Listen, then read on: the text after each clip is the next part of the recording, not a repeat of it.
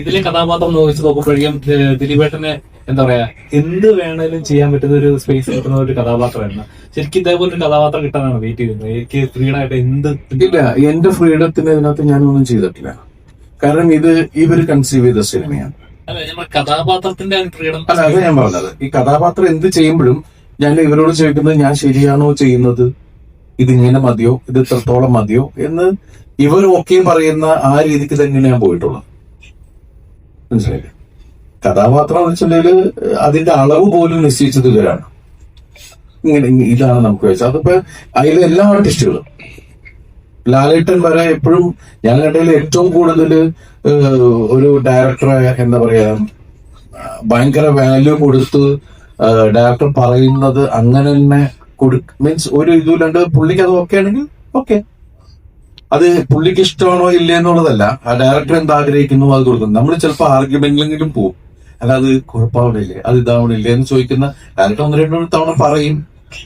അത് കഴിഞ്ഞാൽ ലാലേട്ടൻ വിടും. ശരി, അദ്ദേഹത്തിന് അതാണ് ആവശ്യമെങ്കിൽ കൊടുത്തേക്കാം.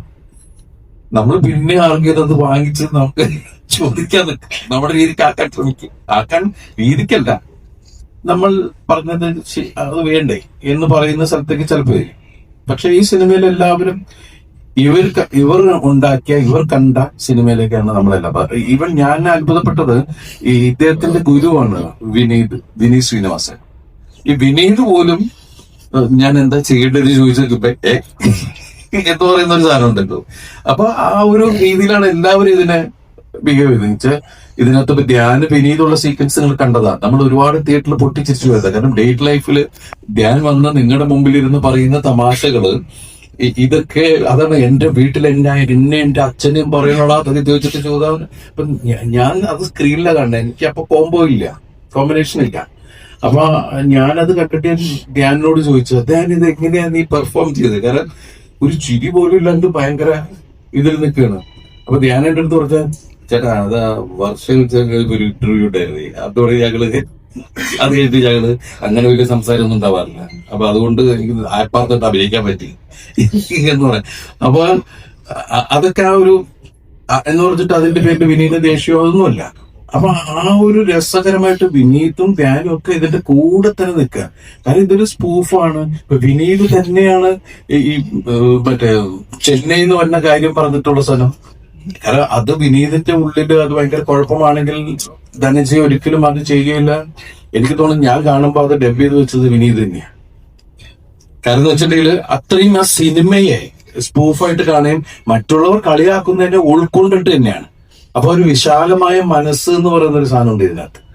നമ്മൾ മറ്റുള്ളവർക്ക് രസിക്കാവുന്ന സാധനങ്ങൾ എന്തൊക്കെ നമുക്ക് ചെയ്യാൻ പറ്റും എന്നുള്ളതാണ്. പിന്നെ ഇതിനകത്ത് ഒന്നിനെയും ഇവര് സിനിമ ഉണ്ടാക്കുന്ന സമയത്ത് കഥ പറയുന്ന സമയത്തും ഇവർ ആരെ ഹേർട്ട് ചെയ്യാത്ത രീതിയിൽ തന്നെയാണ് ഓരോ കാര്യങ്ങൾ ചെയ്തിട്ടുള്ളത്. ഇവർ ഈ സിനിമയ്ക്ക് വേണ്ടി മനഃപൂർവ്വം ഒരാളെ കരിവരുത്തേക്കാനോ ഒരു കാര്യങ്ങൾക്ക് ഇവർ ശ്രമിച്ചിട്ടില്ല. അത് ഡാം ഷുവർ. പക്ഷെ സിനിമ വന്നു കഴിഞ്ഞപ്പോ വേറെ രീതിയിലേക്ക് സംസാരിച്ചപ്പോ ഭയങ്കര ഹേർട്ടായിരുന്നു.